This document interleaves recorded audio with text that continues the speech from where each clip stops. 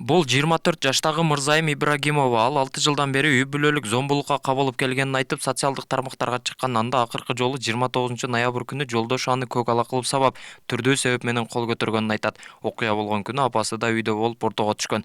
Мындан улам күйөө баласы кайын энесин да кошо сабаганын билдирди. Мен эме кылып анан сол колу менен мени уруп баштады. Постоянно сол колу менен урат. Мен аябай катуу кыйкырганда апам колум 6 айлык 7 айлык баламды колумдан алып жерден ыйлаган экен, аны көтөрдү дагы эмне кылып деп бизге келди. Күйөөм экөөбүздүн ортобузга келип, эмне кылып атасың? Кой балам уктач, эми таң атканда сүйлөшөсүңөр, азыркы акыбалың эме экенин уктап өзүңө келип алчы десе, ары тур деп апам түртүп салды. Апам түртүп салганда кайра мени уруп баштаганда апам кайра келип ортого келди. Ортого келип урба десе апамды уруп баштады. Апамды уруп апамды урганда жерге апам отуруп калды. Жамбашы жерге эме болуп катуу тийип, башы болсо стенкага тийди. Стенкага тийип аябай канап кетти.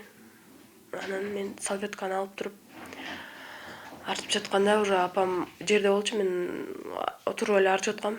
Анан апам деле өз апайын артып жатканда анан мени уже келип уруп баштады кайра.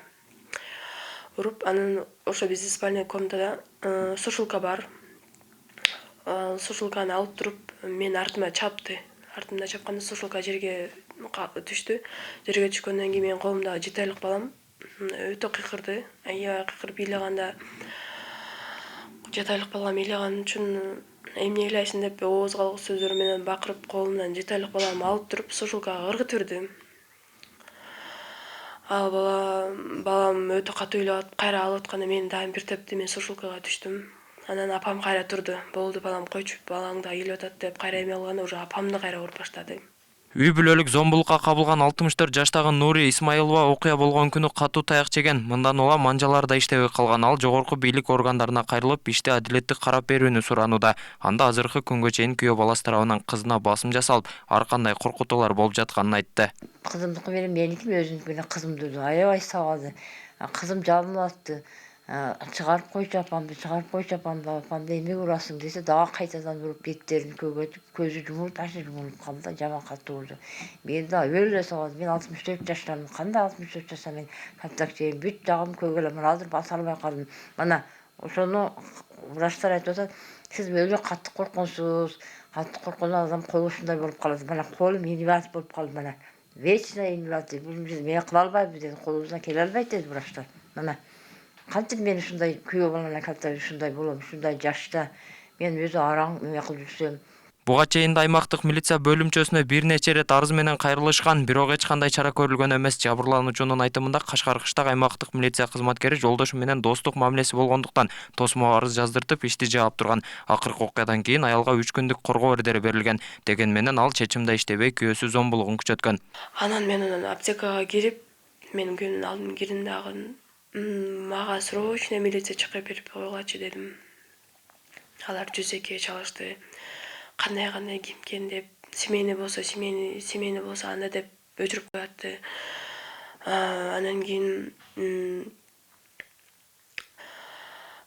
бирөөсү чалып такмалап бер деп берген экен. Анан мага берип, мен айттым да, биз кече түшкөнбүз. Бизге мага коргоо ордерин берген да, 3 күнгө чейин сага күйөөң тийсе, мас болуп же урбаса деле мас болуп келип сага сөгүнсө эме кылса бизге чаласың деген. Ошону берген Кашкар кыштакта.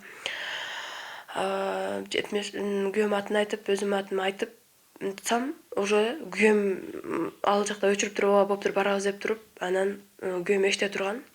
Анан күйөөм мени чакырып атат. Алар уже күйөөмө чалып коюптур, азирет деген. Сенин аялың чалып атат ушундай жерден. Эмне болду дагы деген экен. Анан күйөөм мени чакырды, бекер деп чакырды. Мен аптекадан чыктым да, эмне болду десем, азирет чалды, участкойго неге чалдың, сен азыр чалып даттандыңбы деп эме болду. Ооба, мен чалдым, сен, короче, болду, бүттү уже. Мындан ары уже жашабайбыз болду десем, до конца деди, ооба, до конца дедим. Бул боюнча шектүүнүн жактоочусу менен да байланыштык, ал маалымат берүүдөн баш тартты. Анда тергөө жүрүп жатканын гана айтып, жолугуп сүйлөшө электигин билдирди. Ал эми административный болуп жатпайбы ал жакта? ГОВДда. Сиз Аларым жок, сүйлөшө электин ал менен. эч кандай маалымат бере албайсыз, Аталган окуя боюнча соттук медициналык экспертиза дайындалып, жыйынтыгында денеге жеңил зыян келтирүү беренеси менен кылмыш иши козголуп, шектүү 7 күнгө камакка алынган. Ал эми аялынын буга чейинки жана андан кийин жазган арызынын негизинде экспертиза дайындалган. Анда уруп сабап кыйноо беренеси боюнча кылмыш иши козголуп, соттук кароого жөнөтүлгөн.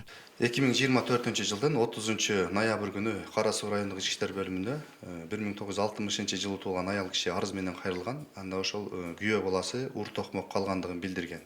Бул факты каттоого алынып, тергөөгө чейинки текшерүү иштери жүргүзүлүп, жабырлануучуга тийиштүү экспертизалар дайындалган. Анын корутундусуна ылайык денесинен жеңил жаракат алгандыгы аныкталган.